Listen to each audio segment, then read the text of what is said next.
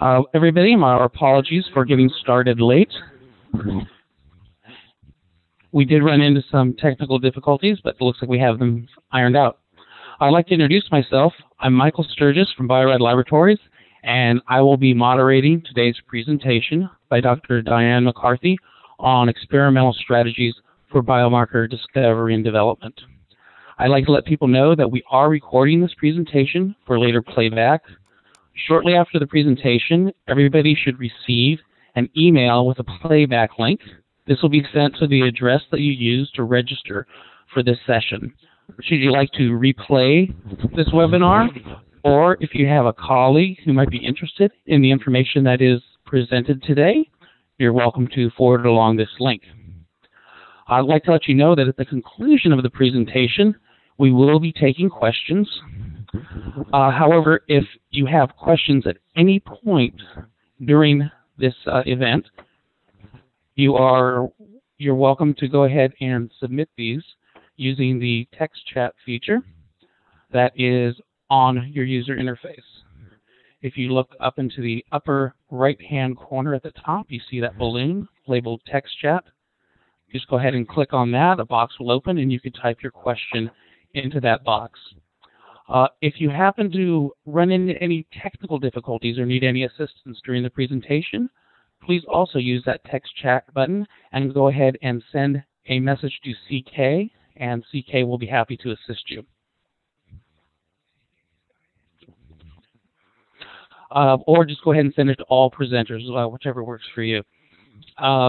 It is my pleasure to go ahead and introduce Dr. Diane McCarthy from Bio-Rad Laboratories Biomarker Research Centers.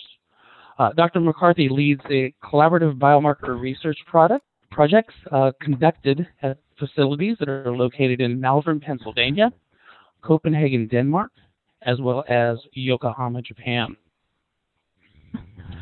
Dr. McCarthy received her PhD of Texas at Austin, where she also completed a postdoctoral fellowship that was focused on protein expression, purification, as well as structural analysis. Recently, she's applied her proteomics expertise to biomarker discovery, and she brings over 5 years of experience in managing biomarker research collaborations. She has done these with many leading academic centers, such as the National Cancer Institute, as well as Johns Hopkins University. She's also led collaborations with leading pharmaceutical companies. Some of the publicly disclosed collaborations include Novartis, Bayer, as well as Sanofi-Aventis. Dr. McCarthy has a very interesting presentation today covering experimental approaches to biomarker discovery. The title of her presentation is Discovery and Characterization of Novel Biomarkers Using SELDI Technology. Dr. McCarthy.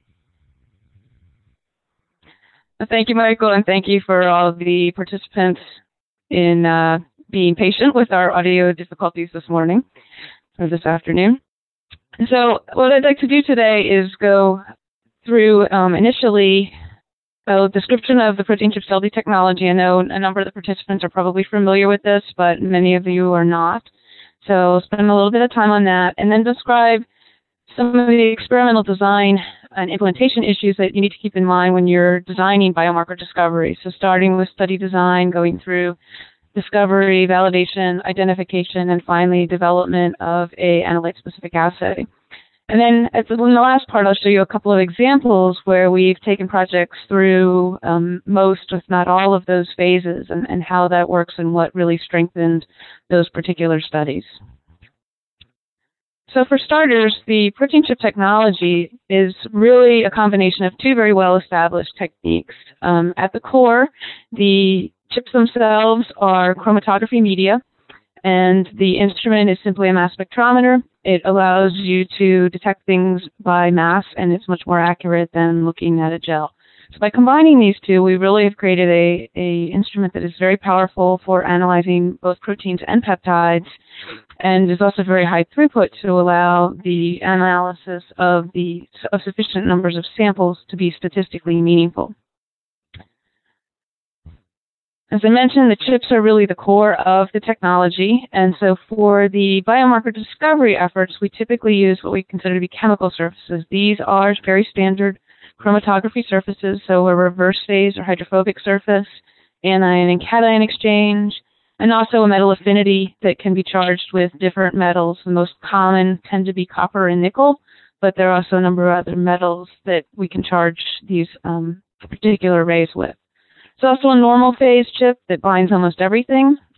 This is actually more useful for quality control of reagents than it is for profiling, because one of the objectives is to simplify complex mixtures. So we don't use that in our discovery phase studies. And once you know what your protein is, you may want to develop an assay, and this is where the biological surfaces come in. We can couple antibodies to these arrays, and we'll show some examples of those today. We can also couple small molecules, DNA, or even receptors on that. Those are more challenging applications, but they certainly are feasible. The other advantage of SELDI is it accommodates a very large range of sample types. Because you're capturing proteins on an array surface, we can actually wash away both proteins that don't bind to that surface, allowing us to simplify the samples, but we can also wash away salts and detergents and other common buffer components that normally interfere with mass spectrometry. So this allows us to analyze a large number of types of samples without any or very little sample cleanup to start out with. So for mechanistic studies, you might be looking at cell culture media or cell lysates. We can even look at laser capture microdissected cells, where we use approximately 3,000 cells for SELDI, compared to, I think, what would typically be 50 to 100,000 cells for a 2D gel. So we need a lot less material. In animal models, we often look at tissue, like liver and kidney for toxicity, brain for neurological diseases. Can also look at CSF, urine, serum, lavage. Just about anything that you can get into liquid format is something that is probably compatible with SELDI. So if you look at the biomarker area as a whole, there's a number of challenges that come up, and these are across really all different technologies. So the first is the dynamic range of the proteome. This is a real problem, especially in serum and plasma, where you have 10 or 12 proteins that constitute about 90% of the total protein content. And so I just wanted to touch on why we think SELDI has a strength in this area and how it addresses each one of these challenges. As far as dynamic range, SELDI provides more dimensions of separation because we're using, in addition to any fractionation that you might do upfront, we're coupling a specific capture, so the chromatographic nature of the SELDI arrays. And so that's one dimension of separation. And then the TOF mass spectrometer, of course, separates by mass. And so that's a second dimension of separation. If you add fractionation on top of that as a first step, then you actually are ending up with 3 dimensions of separation. It's also a very high throughput system and a very sensitive system. So because it's high throughput and it's very sensitive, we can analyze a lot of samples on multiple array types with microliter volumes of sample. So this allows us to run more samples in a small amount of time, which in terms of time allows us to run more arrays or more array types in that same amount of time.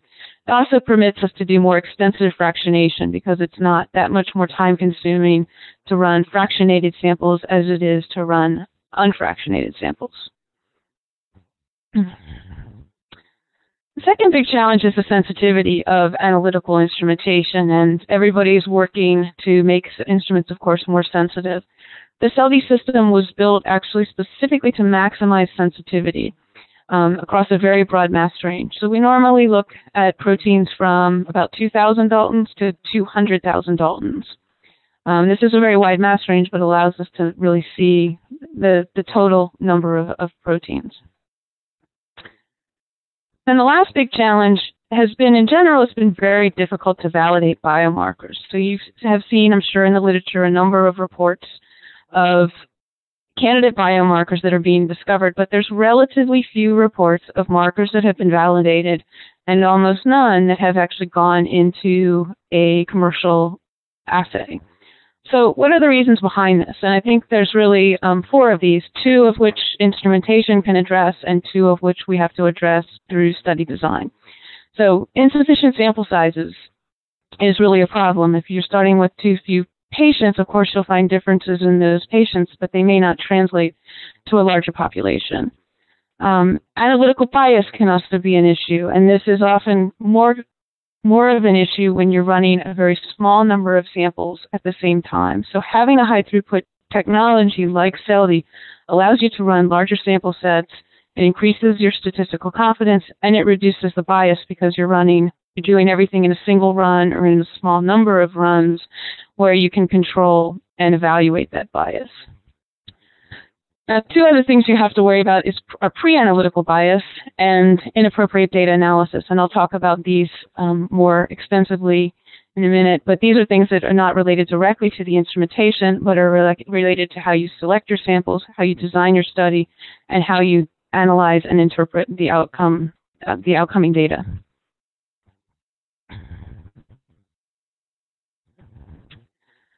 So we divide our biomarker discovery and development strategy into really 5 phases, and 4 of these are instrumentation related.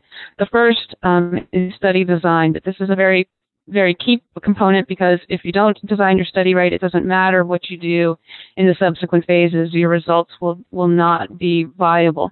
And so that's the very first, very key component. In discovery, what we like to do is to cast a very wide net. So we combine fractionation where applicable, a large number of array types, different mass ranges, so that we can detect the maximum number of proteins. So we're casting a very wide net, and then in validation, we now have some candidate markers, so we can reduce those number of conditions. Once the protein has been validated, then we can go into purification and identification. And actually, that step can be done after discovery, and many groups opt to do it that way. And then once a protein has been identified, that opens up the area for assay development, and you can consider different platforms that might be most appropriate for the type of biomarker that you have now discovered and identified.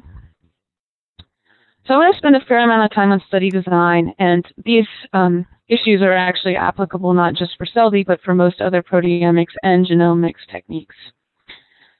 So in terms of study design, how do you address the biological variability that is, of course, inherent in samples, particularly if these are human samples? Well, one is to clearly define your question. So understand what is the relevant question. Am I trying to diagnose cancer, or am I trying to have information on whether a patient is going to respond to a drug or not, or whether they're going to have a high likelihood of recurrence or not? Also need to consider how the samples are going to be classified. So what is the gold standard that you can use to say this person has the disease and this person does not? Some of those can be very clear cut, but for example, in a disease like Alzheimer's, the only gold standard is a post-mortem examination. And so you can't do that, obviously, in a living patient. And so it's very difficult to get 100% correct clinical or classification accuracy on your discovery set. That doesn't mean you can't look for biomarkers. It just means that you need to know that you have to realize that your gold standard is not that accurate. Patient population, of course, is a big effect too. There's a large amount of variation in the proteomes depending on patient's age, sex, severity of the disease, any other conditions they may have, medication, what they ate for dinner last night, when they last ate. All of those things can affect the discovery and ultimately then would affect the clinical utility of those markers. Obviously, there are a certain number of things you can control with patients. There are more that you can control with animal models, but this is where having a large number of patients tends to average out a lot of those variabilities and does yield more robust markers. Controls are also absolutely critical. You should pay as much attention to selecting the appropriate controls as you do to selecting the disease samples. Ideally, you'd like to have controls that are collected at the same site, that are similar in age, have similar medical histories, ethnicities, etc. Clinical reality often dictates this, so you can control what you can control what you can, but knowing where the variability exists will allow you to make sure that the biomarkers you select are the ones that are going to be most robust. Finally, statistical power. How many samples are required given the nature of the clinical question? And this will vary depending on your sample set, on the disease that you're looking at, the complexity of the disease, and also the prevalence of the disease. So sample collection and storage, this is where it's very important to avoid bias. And actually in these cases, what's most important is to be consistent, not necessarily to follow a single protocol. So we want a consistent protocol for collection. It's always going to be either serum or plasma, but you don't want to mix the two because they have very different profiles. Also, you need to control the anticoagulant if you're using plasma. Uniform processing, you want to have a uniform centrifugation time, some maximum time to processing. What are the storage conditions? Are they stored at 4 degrees? Are they stored at room temperature until they're processed? The site of sample collection makes a big difference as well. We know that a number of artifacts or really very small signatures can be introduced based on the site of collection. So for this reason, it's always good to have a multi-site study if possible, because they tend to lead more robust biomarkers. This is obviously not always possible, so again, understanding the potential for bias will allow you to select markers that are resistant to it in the end. And it's quite important for samples for the control and the disease sample sets to be sourced from the same site. Storage conditions, again, consistency is most important. Preferably, you want to store samples at -80, minimize freeze thaws. But as long as the samples have been stored the same, then they should still be quite comparable. And finally, you need to optimize your experimental design. So in terms of basic assay design, you want to run as many samples as possible at any given time. This reduces the amount of analytical bias. You also want to include replicates to allow detection and omission of poor quality spectra. Maybe you had an air bubble that got in there, or an eyelash fell into the well, and so you want to be able to omit anything that would be considered an outlier. As far as additional controls for the assay itself, not your control patient samples, you want to run appropriate calibrants, so mass calibrants that are in the mass range of interest. You also want to include some sort of control sample that will allow you to assess the reproducibility of the assay. If you're working in serum, the sample should be serum. If you're working in lysate, you might want to use a pool of the lysates. And those controls should always be processed alongside the experimental samples. So normally we have one control spot on each of our arrays to ensure the high quality data. We also want to randomize samples across arrays so that we don't introduce any bias there.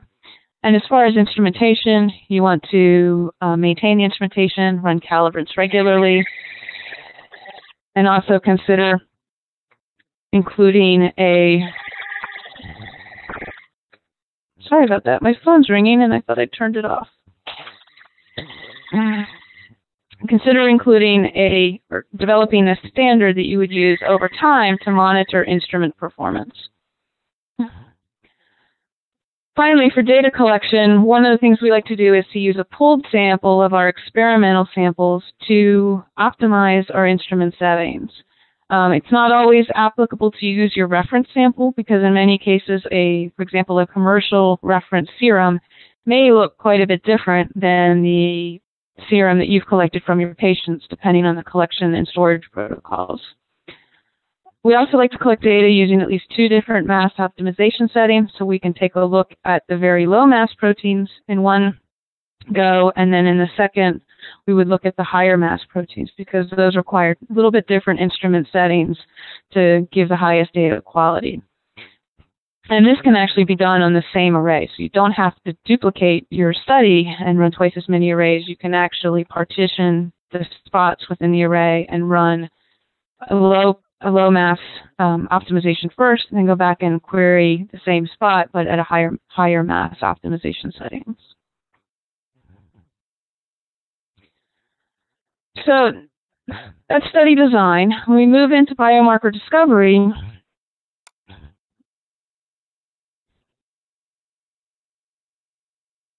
this doesn't seem to want to load. Here we go. So we've now selected our biological samples. What do we do with them now? So the next step is fractionation, particularly if you're using serum or plasma. And this would allow you to dilute some of the high abundance proteins like albumin or IgG and enrich for some of the lower abundance proteins. Now, obviously, for simpler sample types, we don't always use fractionation, but wherever we have sufficient material, we would certainly recommend it. The next step is then profiling on the protein chip arrays. So fractionation would be our first dimension of separation. Now we take each of those fractions and put them on multiple array surfaces. So typically we would run on 4 surfaces: a reverse phase, a metal affinity, an anion exchange, and a cation exchange. And then each one of those goes into the protein chip system where it's going to be analyzed according to mass. We then generate a lot of data that we go through and run statistics on and try to find our biomarkers. And I'll talk a little bit more about the data analysis later. So what are some of the key factors for success in the discovery phase? The first one, as I've alluded to already, is include enough samples to achieve statistical significance. Now, that's a very general thing. What does that really mean in terms of numbers? And it's very difficult to give an exact number, but I'm going to try to do the best I can to give you some guidance. A good rule of thumb is actually for clinical samples would be 30 per group. This is making a number of assumptions on the variability of the patient population and the complexity of the disease. If you have a very complex disease, you would want more than 30 per group. If you have a very simple one, maybe you could get away with a few, with 20 or 25, but 30 is a good rule of thumb for starters. Now, if you're working in mice, of course, mice are much more homogeneous. You can control their diet. You know how old they are. They're all treated pretty much the same, and so 8 to 12 per group is generally sufficient for a mouse study. Where possible, it can be very valuable to include multiple time points. Now, this may not always be relevant to your particular clinical question, but in cases where it is, having the same patient act as their own baseline can counteract a lot of the patient-to-patient variability. And so looking at any changes that occur in an individual patient over time ends up yielding much more robust markers in general. You also want to optimize your experimental design to detect the maximum number of proteins. And I've mentioned this already. We use fractionation. I'll cover this in more detail. To simplify complex mixtures, we also use multiple array chemistries, and that allows us to see the maximum number of proteins, particularly in discovery. Once we have the data, it's also very important to use appropriate data analysis methods. SELDI, like many other genomics and proteomics techniques, yields very high dimensionality data, and that puts it at risk of overfitting. And again, I'll discuss it in a little more detail later. And finally, statistics can be misleading, so it's very important to quality control all of the candidate markers, do a visual inspection, look at the fold changes, and select the most robust markers then to pursue in the validation phase. So I want to spend a little bit of extra time on fractionation and enrichment methodologies because this is really a critical component, and it's an area where you see a lot of development work being done. So the challenge what we're faced with in serum and plasma is the dynamic range. You have something like hemoglobin and albumin that have concentrations of 10 to the 10, 10 to the 11th picograms per mil. But these are probably not the markers of interest. And so to get down into some of the more interesting things coming from tissue leakage or from signaling, we've got 6, 7, 8 or more orders of magnitude to address. So there's a couple of ways that we have traditionally done this in our biomarker research centers. One that we've used for a number of years is to use anion exchange fractionation. This is ideal for something like mouse samples where you have a relatively limited volume because it only requires 20 microliters of serum or plasma. And we use just an anion exchange resin. We would take 6 pH cuts off of that resin and then profile each of those fractions on 3 array types: the cation exchange, the hydrophobic, and the metal affinity. typically charged with copper in that case. Note that we don't use the anion exchange surface normally here because we've already done a separation by anion exchange. So we want to have an orthogonal chemistry. And so that's what we have used traditionally. A newer technology that Bio-Rad has available now through the biomarker centers are the proteominer beads. And these actually simultaneously dilute high abundance proteins and enrich lower abundance proteins. And I'll show you a little data from these because these are relatively new. The concept is you have a very diverse ligand library. This is a combinatorial library of about 10 to the 7th hexapeptides. And so each of these beads then is going to bind a unique protein or a complex of proteins.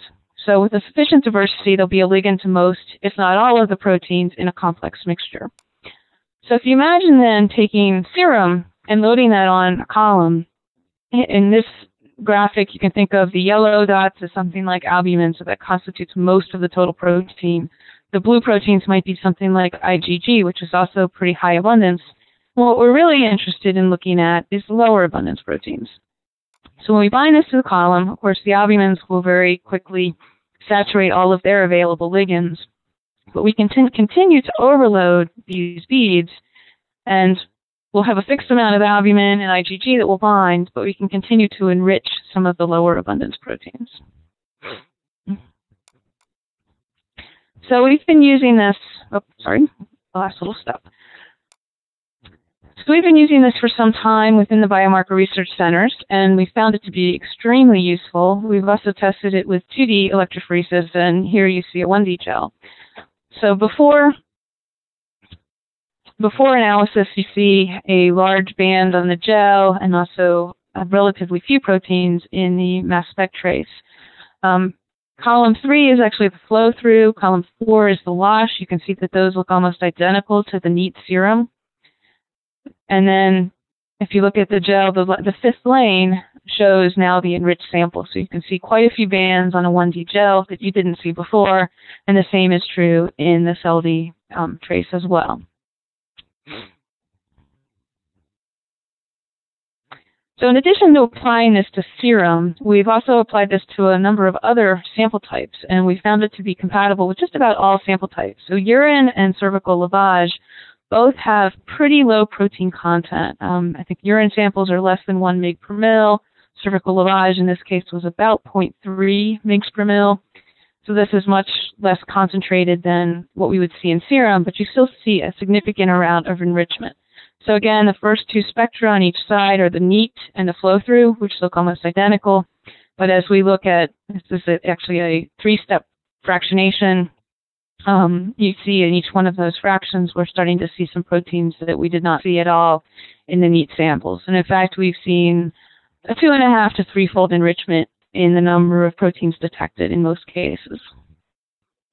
Now the key is, are we really seeing more biomarkers? And this is a study we did in some cell lysates. This is the cytosolic fraction, and this is the infected versus control. So you can see on the left-hand side, there are no markers visible in the neat samples, but after treatment with the proteominer beads, we have a protein around 47,000 that is showing a very significant difference between infected and control. So finally, I want to move on then to data analysis. As I mentioned earlier, SELDI, like many proteomics and genomics techniques, generates this high dimensionality data. And what that means is that there are far more data points generated than there are samples analyzed. So if you can think of the study design I suggested where you have a minimum of 30, you have a control in the disease group, you still only have 60 patients. But you're going to generate 3,000 to 4,000 peaks by going through a full discovery phase study. And so this just is a pure statistical problem where when you have high dimensionality data like this, it's prone to false discovery and overfitting when you're using multivariate models. Therefore, it is very important to analyze your data carefully and interpret it correctly. Now, obviously, there's a lot of different statistical programs out there. And it's hard to give you guidelines for all of those. But what I would say is that we use in the biomarker centers we like to use statistics for screening purposes. So they're very useful, but they can be quite misleading. And so it's very important to follow up with the quality control of all of those statistically significant peaks to make sure that you believe the statistics. So you would look at things like, is the peak quality high? Do I believe that I could detect this peak reproducibly over a large number of samples? What is the percent change? So you could have something that's statistically significant, but if the change between disease and control is only 10%, it might not be a very clinically useful biomarker. Also look at consistency between conditions. So if you're using fractionation and multiple array types, you would frequently see the same mass on multiple fractions or on multiple array types. And so you want to make sure as you detect these proteins over and over again, are you seeing the same effects? Is the fold change the same? Is the direction of change the same? And so what we do in this process of analyzing data is really narrow it down from, you might have 3,000 or 4,000 peaks that are detected. Of those, you might find maybe 300 to 400 are statistically significant. But when you move into validation, you want to have a reasonable number of proteins to follow up on. And so we usually try to narrow it down to what are the 10 to 20 most robust candidate markers. And that's what we take into the next phase. So moving on to validation, actually a lot of the same tips that apply to discovery also apply to validation. But now you can optimize your protocol. So you're focusing on a much smaller set of candidate markers. In discovery, you might have screened as many as 40 different conditions. So those would be combinations of fraction, array type, and mass range. In validation, I would say typically you can reduce that to looking at 5 or 10. And so you can go through a lot more samples in the same period of time. You always want to include a subset of samples from the discovery phase in the validation. What this does is it allows you to distinguish between the failure of a marker to validate, which would be something that's population dependent. Maybe my population was too small, or it was quite different in discovery than the one I'm looking at in validation, and so those markers just don't apply. That's very different than the failure of the assay or the technology. So you want to make sure that you can repeat the discovery you saw in the previous phase and then see if it is applicable to this new patient population. You can also start to look at further characterizing biomarkers. So you can look at time dependence, dose dependence, again, population dependence. Obviously, as you start to look at those are confounding factors, and they may, that looking at a very different patient population may mean that your markers won't validate, but that's important to know before you invest any more time and effort in developing those markers. So the next step would be purification and identification. And actually, the identification piece of this is the simple part. It's the purification that is the most difficult. Fortunately, SELDI gives us a lot of information about the markers of interest. So we can use that information from the discovery and validation phase to help guide the purification. So for example, we know if we fractionated this anion exchange, or we fractionated it using protein minor beads, we know what fraction it comes out in. We know what array type it binds to. And so those typically will give us the first 1 or 2 steps of our purification protocol. We also have a built-in assay, because the original array surface that we discovered that marker on can serve as the assay throughout the purification. And so you would always take a sample that has a very high level of the marker of interest and a sample or a pool of samples that has a very low amount and run those in parallel. And you can track very clearly through the process which is the marker of interest. Typically, the methods we're using, I mentioned either anion exchange or protein minor as a first step is usually the case, although cation exchange can also be used. Sometimes to use hydrophobic chromatography, and also IMAC, and also size exclusion and filtration can be quite useful in eliminating either the high mass or the very low mass proteins that you're not interested in. So once the protein has been sufficiently purified, and that means not purified to 100% or even 90% homogeneity, but purified enough so that when we run it on a 1D gel, we can separate it from its nearest neighbor. Then we would run that, of course, on the gel, again comparing samples with high and low levels of the marker, and do an enzymatic digest, typically with trypsin, to generate specific peptides. So identification then would follow, first potentially by peptide mapping, where you would compare the unique peptides generated from the digest to a database of theoretical digests.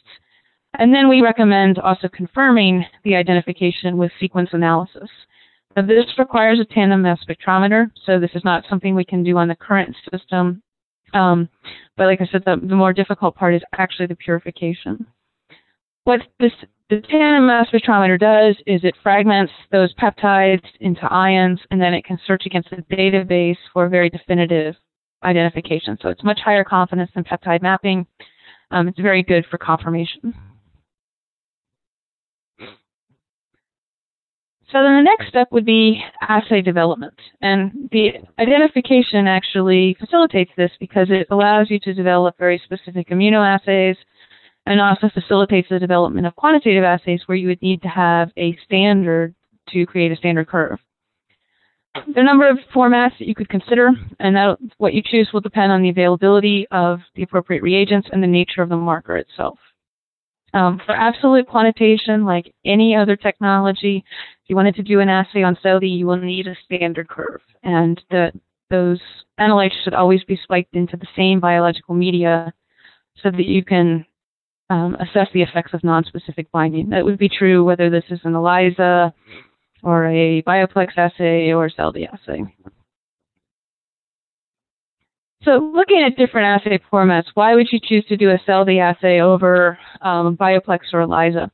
And there would be two reasons you might want to do this. One is a SELDI assay does permit, if you have multiple isoforms of the same protein or modifications, you can typically pick these up in a SELDI immunoassay, but with a single antibody, whereas with bioplex or ELISA, you would need multiple antibodies to look at multiple isoforms.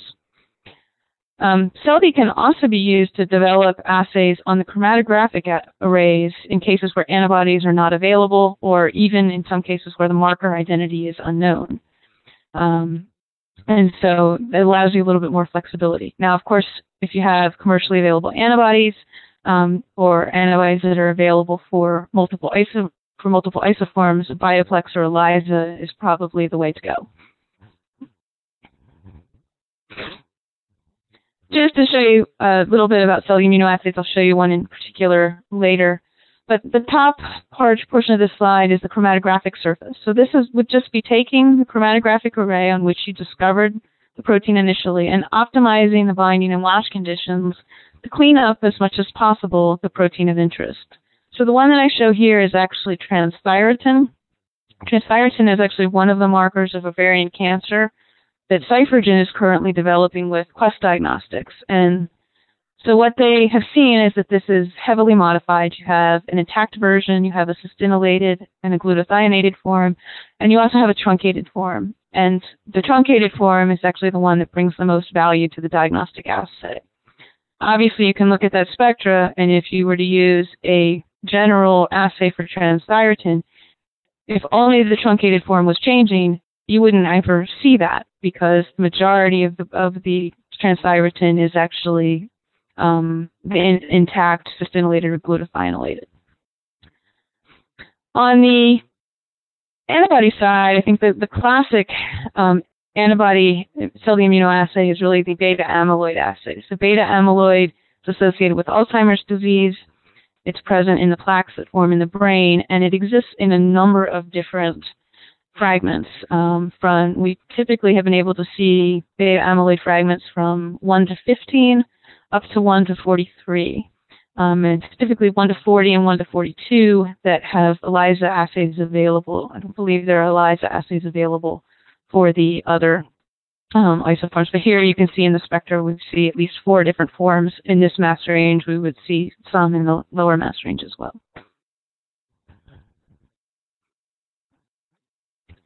Okay, so finally I'd like to move on to a couple of examples that show how we've incorporated all of this. And all of these studies have their pros and cons. And I'll talk a little bit about that as well and what made these study designs successful in these particular cases. So this is a study we did and published in 2005 with the National Cancer Institute and University of California at Berkeley, looking at markers of benzene exposure. So the background here is the benzene exposure is associated with a number of adverse health effects. This is why the NCI is interested in it, including leukemias and non-Hodgkin lymphomas. It's also known to have immunosuppressive and hemotoxic effects. And there's actually a number of countries where people are still exposed to quite a bit of benzene. And so this study was actually conducted in China using workers from a shoe factory that were exposed to very high levels of benzene. And the controls were clothing factory workers with little or no benzene, or with no benzene exposure. And this patient population was very well characterized. They were age and sex matched, they were matched for smoking status, and they also, to detect the levels of benzene that they were exposed to, they wore personal monitoring badges for several months. And so they had a very good understanding of who was exposed to high levels, and those were the patients that were selected for the initial study. It's important to note also that these workers, however, were all healthy. They had no detectable physiological effects. They were not sick. They didn't show any symptoms from exposure, but they knew that the exposure was quite high. The protocol we used in this particular case, we analyzed a total of 18 conditions, so again, a combination of the fractionation, array type, and optimization range. We did have a very small sample population, and this is actually partly because there were a relatively small number of patients exposed to very high levels of benzene. We had only 10 exposed and 10 unexposed, which is much less than what I would recommend, but in this case, because they were so well characterized, and they were collected by the same clinic, this actually worked out fine.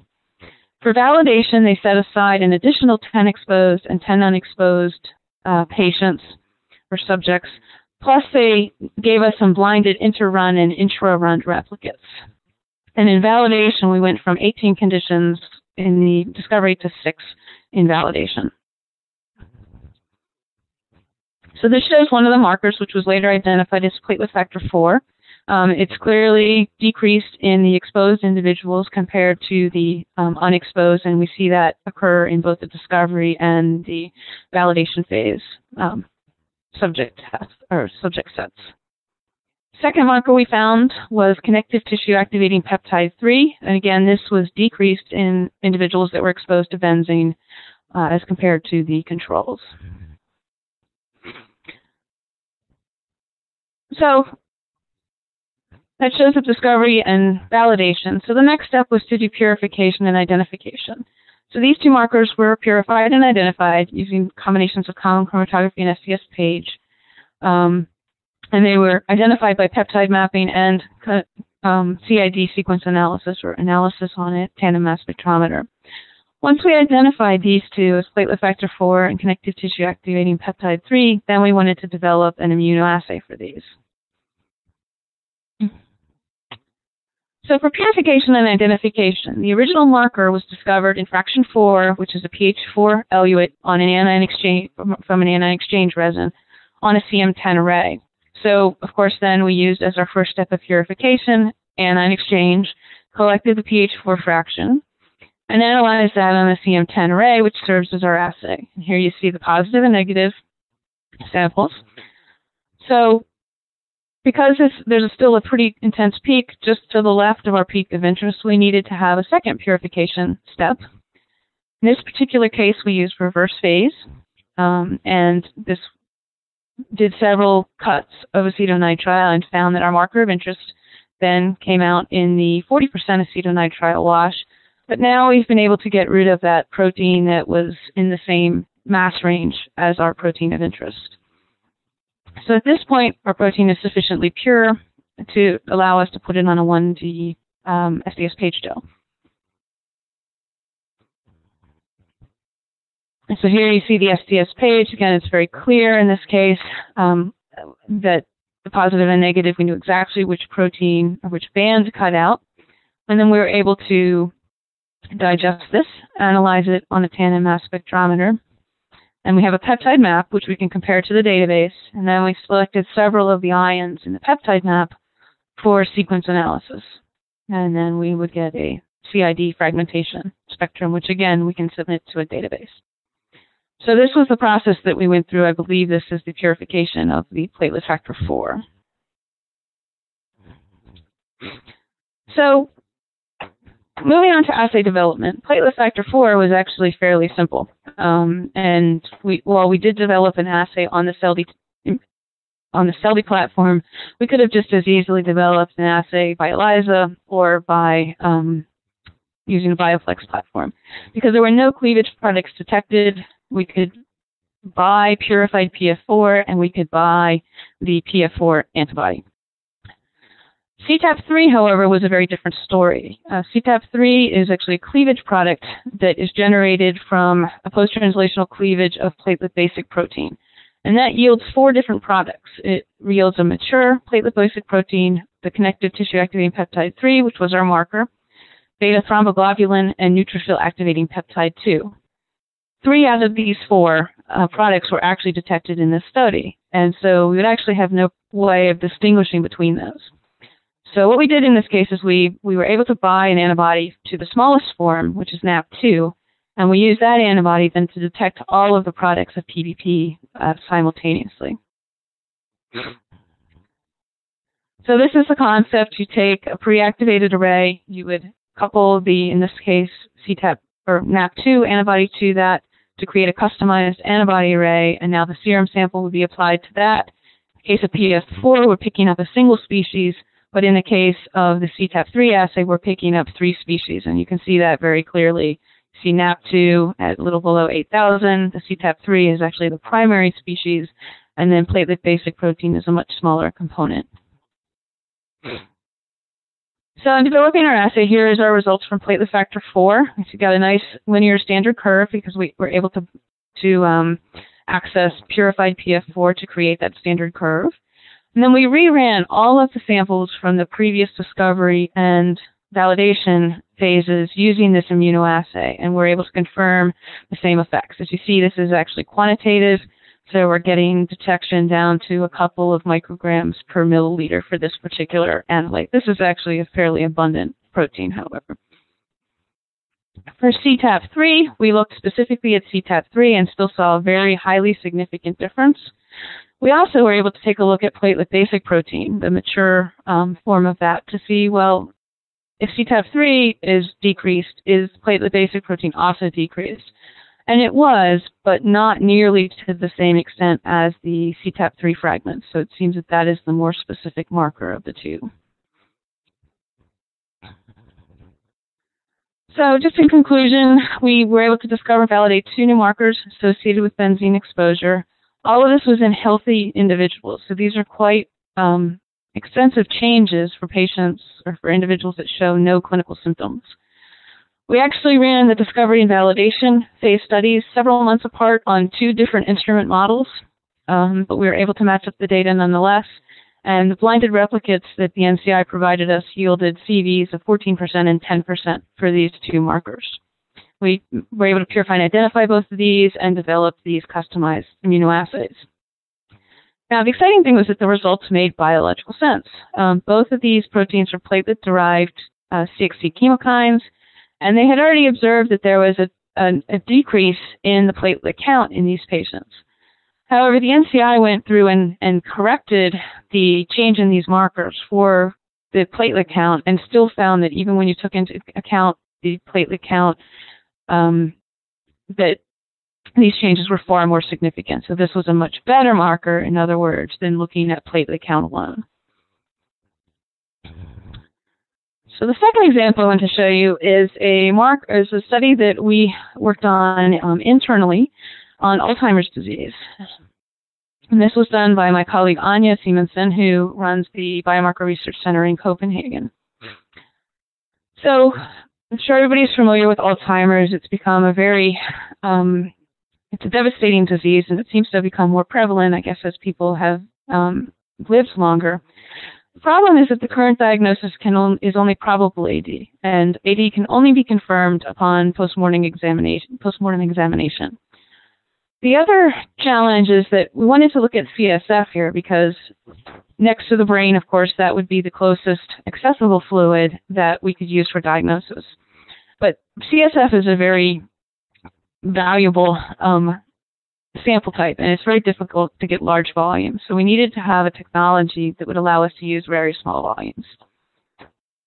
So the approach that we used here was to collect CSF from probable AD and age-matched healthy control patients at a number of clinical sites.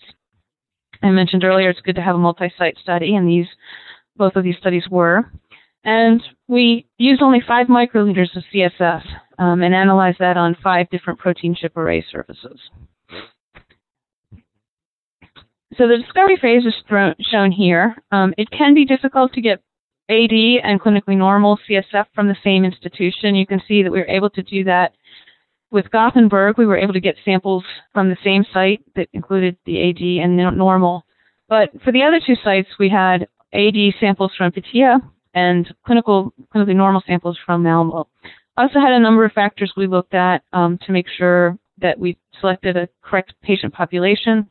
So looking at the collection year to make sure the samples have been stored for similar amounts of time. Also the MMSE test, which is a test of memory, essentially, which is often used as a criteria for suggesting that there may be Alzheimer's disease. Protocol in this case is very simple. Because we had limited sample volumes available, we opted to go directly onto the array, not using any fractionation, so there's no pre-processing required at all. Simply take 5 microliters, put that on each of the array surfaces, and we did this actually in triplicate. So with about 150 microliters of sample, we were able to run all 5 samples, or all 5 chip types in triplicate. This is fully automated. We use a 96-well format and a robotic system for the liquid handling. We detected about 2,000 peaks with a sensitivity in the low nanograms per mil. And the reproducibility of this assay is usually about 10 to 15%. So the most exciting marker we found was cystatin C. And what we found is if you looked at the full-length cystatin C, we saw a decrease in that in Alzheimer's disease patients, but there was still quite a bit of overlap. What was even more exciting, though, is we found a second peak, which turned out later to be a truncated form of cystatin C that was really only present in patients with Alzheimer's disease, and that we did not detect in almost any of the healthy individuals. So what you see here is in the blue, you see the full-length cystatin C. You can see that that is quite a bit more prevalent and healthy compared to Alzheimer's. And then you see a shift in the Alzheimer's disease as that truncation occurs that cleaves off 8 amino acids. So this was a very exciting finding. And we wanted to see, well, was it actually independent of the site of collection? And so what you see here are the 4 sites, and you can see that the site of collection makes no difference. We saw very similar results irrespective of where the samples were collected. There were, of course, a number of other markers. I've shown 2 of them here. One was an aflatoxin C3A, which was higher in Alzheimer's disease patients compared to healthy, and another, which we've not identified to date, is a 4 kilodalton protein that was lower in Alzheimer's. But in total, we found 13 candidate markers that had area under the curve of 0.7 or better. So the next step then was to go into validation. And so in validation, we chose samples from completely different areas. In this case, we had 3 different sample types collected at a hospital in Athens, 55 that were Alzheimer's disease, 32 clinically normal. And then we wanted to start looking at whether the markers were specific for Alzheimer's disease or whether they might be common across different types of dementia. And so we had 21 patients with frontotemporal dementia. I also had some additional Alzheimer's disease patients from a site in Sweden. And here are the most exciting markers from the previous study. You can see that we saw a similar effect where the full-length cystatin C was decreased in patients with Alzheimer's, but the truncated version was increased. And this particular marker seems to be quite specific for AD. It was not seen in the frontotemporal dementia samples. this is a total of the number of biomarkers that were validated in the second phase. Remember, we had 30 candidate markers coming out of discovery. We were able to validate 15 of these in a completely new patient set. This was quite exciting. I think this was quite a good success rate to get 50% validation in a disease that is this complex.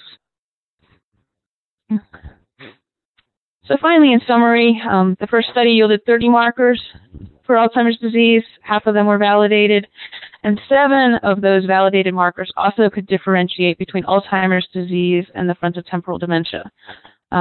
A little over 50% of the validated markers have been purified and identified, and the ones that we've identified include some proteins that already had strong links to Alzheimer's pathophysiology. So cystatin C is known to be involved in plaque formation. Ubiquitin was another marker. We also know that Alzheimer's induces inflammation, which would be consistent with the C3 and aflatoxin. And we also see neuronal loss, which tends to generate chromogranins. And so we've actually been continuing this work. We have several contracts that are signed or under negotiation to continue validating for early diagnosis and also to assess the utility of these markers in monitoring treatment and disease progression. So with that, I'd like to thank everyone for their patience, and we'd be certainly happy to answer any questions. I think you can submit those through the chat function. Yes, thank you very much, Diane, for a very interesting and very comprehensive presentation. We'll pause a moment and allow people to go and formulate any questions they may have. You can go ahead and ask questions using the text chat feature. If you look right above the red dot, you'll be able to see at the very top of the interface, you are able to submit questions via text chat.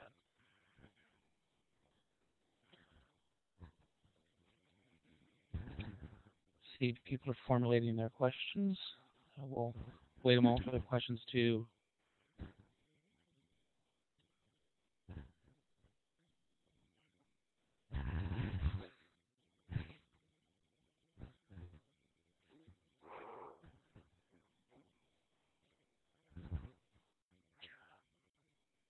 Okay, Diane, we have one question.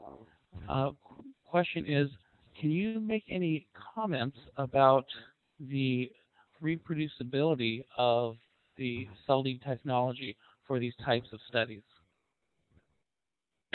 Sure. So I showed some of that data, what we've seen in our own studies. And so the CVs tend to run, I'd say anywhere normally between 15 and 25%.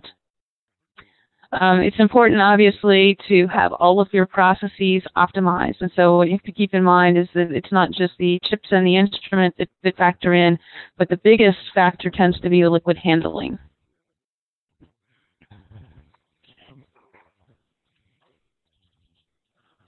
Okay, we'll pause and see if any additional questions come in.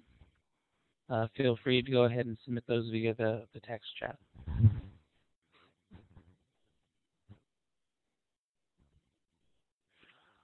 Okay, Diane, we have an additional question. Can you provide more details about how to identify and purify protein markers? This particular person says they've heard that a lot of markers end up just being serum proteins. Any comments there?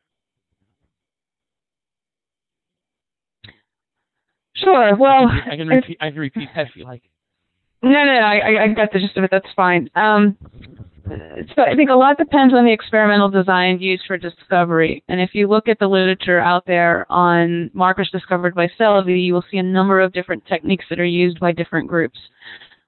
We very strongly recommend using fractionation, and for human samples where typically you have larger volumes available, we would very strongly recommend using the proteominer technology because that allows us to enrich for much lower abundance proteins. The dynamic range is an issue for all proteins, so it's not realistic to expect without a lot of sample pre-processing to be able to see, for example, proteins that are shed from the tumor. What we do see, though, are sort of byproducts that we believe are occurring. So reactions that are happening with serum proteins as they go through a tumor. So, for example, I mentioned earlier that there's an ovarian cancer assay that Quest and Cyphergen are currently co-developing on the SELDI platform. And one of the markers that they found, and they used actually this anion exchange approach there, was the truncated form of transthyretin. There's also a truncated form of intertrypsin inhibitor 4. Both of these are fairly high abundance serum proteins, but they're being cleaved, and we now know that cancer is an inflammatory disease, but it also has a lot of protease involvement. So it makes biological sense that as the blood passes through some of these tumors, there are some proteases expressed in the tumors that are creating very specific fragments. And it's one of the reasons that we believe SELDI has such power, because it allows us to detect these modifications. If you were using a different approach where you were digesting all of the proteins in serum initially and then going through and trying to identify markers based on fragments, you would miss a lot of these post-translational modifications and truncations, because it's not a change in the overall level of the protein, it's a change in the form of the protein. As far as how to identify and purify those markers, like I said, you can use the chromatography surfaces to really guide you in that. It does help to have some expertise in protein chemistry. We do, through the Biomarker Research Centers, also provide purification and identification as a service. So if it's not something you have the resources to do internally, it's something we can typically help you with. And it's something that Bio-Rad is focused on facilitating. So now that SELDI is part of Bio-Rad, Bio-Rad has a history with a good reputation with chromatography. Well, I think we'll be coming out in the future with some products that will help with purification. Okay, excellent. Thanks very much. Question came in about setting up and spotting samples on the chips. And do you believe that robotic input is required for all of these liquid handling steps? It is not required. What we know from our own scientists here is that we can actually get as good reproducibility manually, but it requires a very careful and experienced user to do that. Obviously, robotics make it a bit easier, but even multi-channel pipettes, because all of these arrays are 8-spot arrays, they're compatible with the 96-well format. They're also compatible with the multi-channel pipette, and that will help as well. The next question comes in is about some of the pre-fractionation methods. And do you need to be concerned about the pre-fractionation methods potentially producing false positives or false negatives? Right. Well, one of the advantages, again, of this platform, and particularly if you have a robotic system as well, is that you can do all of your fractionation in the 96-well format. So again, because you're processing everything in parallel, the effect of that is minimal. So, like I said, fractionation is always included in our workflows with serum and plasma, and our typical CDs run 15 to 20%, even including that fractionation step. Okay. Our next question is directly related to the SELDI spectra that you showed. What Sean Liu notices is that these tend to focus more on the low molecular mass range. And what sort of difficulties do you think there are in identifying larger protein markers? Or is it just that you tend to find more markers in this lower mass range? Right. Well, mass spectrometry by nature is more sensitive in the low mass range. So as a whole, you will see more proteins under 25 or 30 kilodaltons than you will see over that amount. That doesn't mean, though, that you don't see larger proteins. I think the two that a couple that I happened to show were under 10,000.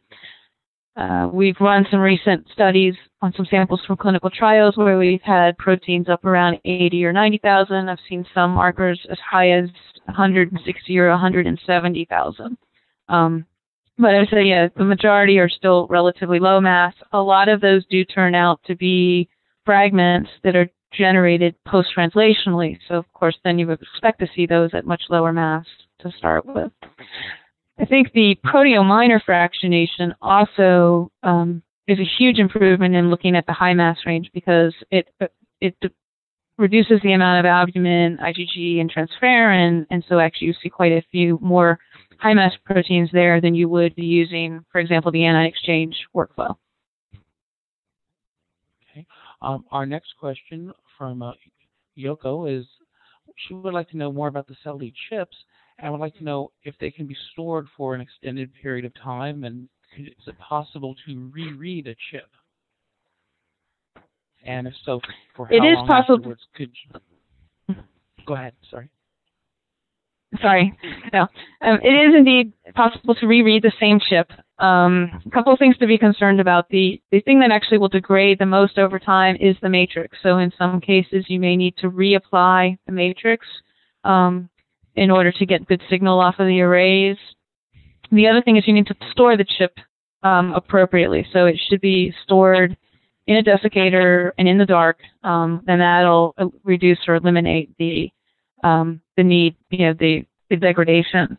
We actually reread some chips the other day that were a year old, and while the spectra were not quite as good as they were a year ago, they were still quite reasonable, and that was actually without even applying more matrix.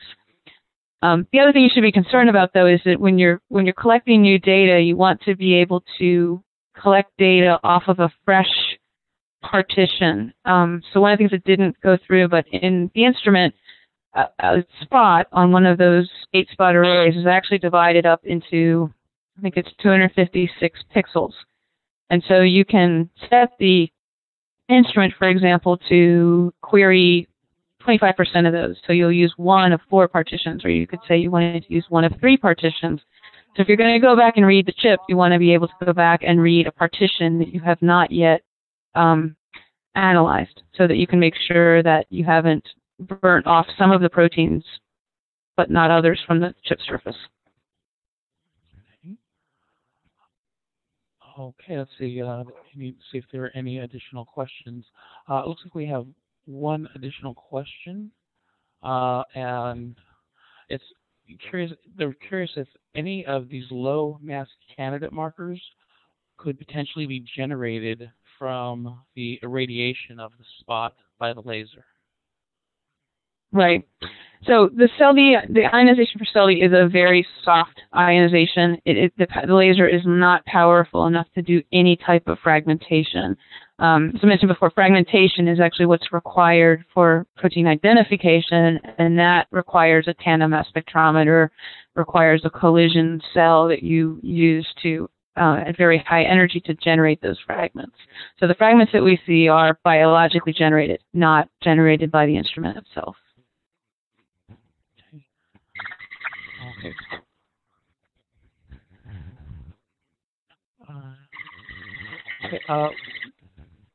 Question from, it looks like a SELDI user who says that one time they did not add SPA immediately after processing the chip, and they didn't see a signal. Do you know if that may have contributed to this? I'm surprised that you would not see a signal at all. We actually know that there are groups out there that do this in different ways. We typically like to add the matrix within about 20 minutes of finishing the profiling run. But you can actually let the chip dry completely, store it for several days, and add matrix just before you read it as well. We know groups that do that.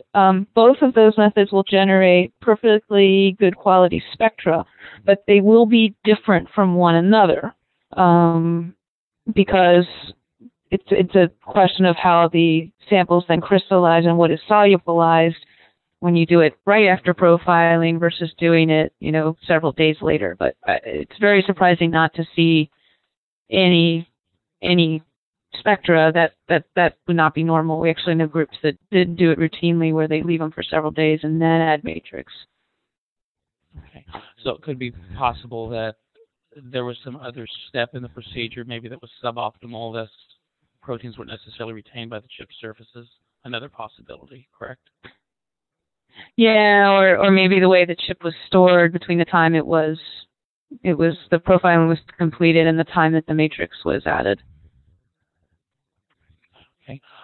Diane, our next question is about what constitutes a good quality spectra. So what features, I guess, would you look for that you would say this is good data?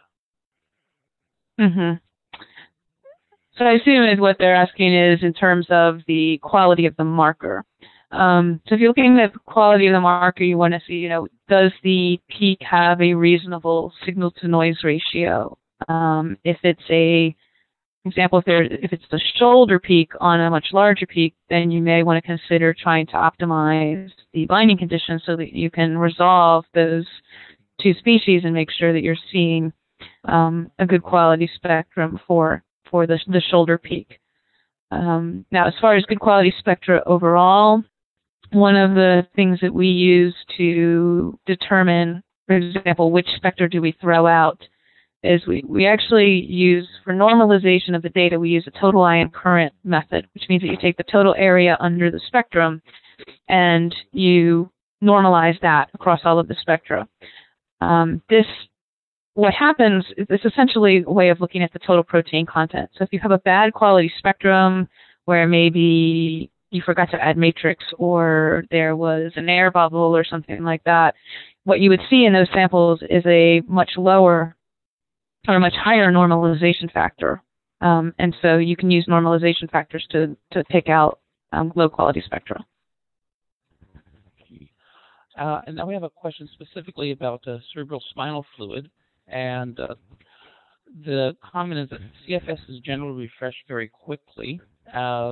This question, they're curious if you pay any particular attention to sample collection or if you have a special procedure that you recommend for collecting CSF samples, or perhaps you leave that to the clinician. Well, we do indeed generally leave that to the clinicians. Our collaborators have been some of the best in the world for these Alzheimer's studies, including Kai Blennow, who I think has the largest collection of CSF in Europe, at least. But it's really up to them to determine those clinical parameters. Several papers have already been published on the Alzheimer's disease work, so I think if you look at our publication list, you could find those, and it may have some information on the collection methods. Okay. At present, we don't have additional questions, and we have one that comes in the near term. I think we'll begin to close out today's presentation. Diane, I'd like to thank you very much for taking the time to prepare and deliver this talk. I'd like to remind everybody that we will go ahead and post the recorded version of this presentation for playback. I'd like to thank everybody for attending. Very much appreciate everyone's time today. Have a good day. Thank you. Bye.